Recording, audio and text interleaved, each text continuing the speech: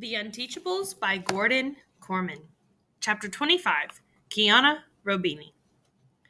The first time the Unteachables go to Sonic is the day of the state science assessment.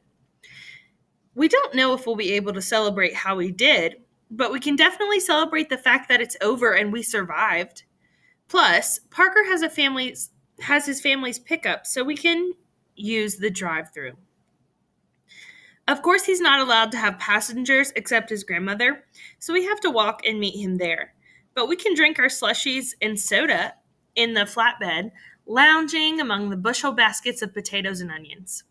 It's pretty fun, so we go back a couple of days later when the weather's still nice. It's a long walk home, though, so it's pretty late in the afternoon when I come stumbling through the door, hyped up on sugar, to find Stepmonster in the front hall waiting for me. I'm instantly on my guard. I've been in Greenwich more than a month, and she's never once waited for me. She's always too busy chasing after Chauncey, trying to keep him from spontaneously combusting or flushing himself down the toilet or whatever. What? I ask her. Your school called, she tells me grimly. Or maybe I should say, a school called, since you don't really go there. My first instinct is to try to bluff through it. Of course it's my school. Where do you think I hang out every day? Save it, Kiana. It's all out in the open now. The science exam you've been working so hard on, they graded your test, but couldn't find a student to match it to. They called us because we're the only Robinis in Greenwich. You're busted. The science test, I should have known. Just because Mr. Kermit never checks his class list doesn't mean nobody else checks theirs. I kick off my sneakers and stomp into the living room. Wouldn't you know it, Chauncey is fast asleep in his playpen. The one time I need him awake and alert and ripping the curtains down, he fails me. It's not my fault, I complain. You left me alone on the first day of school, so I found a class and stayed there. Believe it or not, Stepmonster actually looks a little bit ashamed. I'm sorry. I should have been a little more on top of things. But your education isn't a game, and the school is more than a drop-in center where you can come and go as you please. Why in a million years would you think you could get away with this? Because nobody cares about me, I explode. If you did, you wouldn't have flaked off before making sure I got registered. And anyway, what difference does it make? My real school is in L.A. Nobody's going to sweat what happened during the few weeks I was here. This isn't my home. It's just a place to park until Mom gets done in Utah.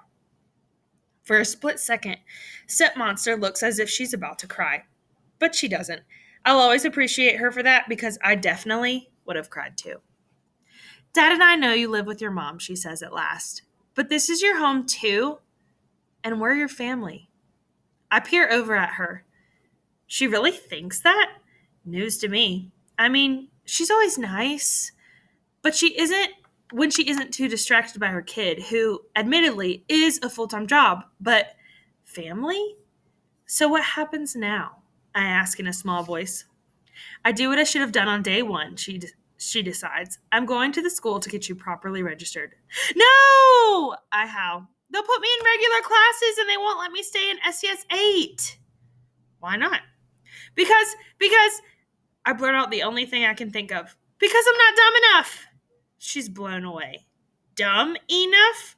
I spill my guts. The Unteachables and Mr. Kermit and how we started out in a bad class, but we're turning into an amazing one and pretty good friends, besides. Stepmonster listens to my sob story, and the longer I go on, the more stunned she seems.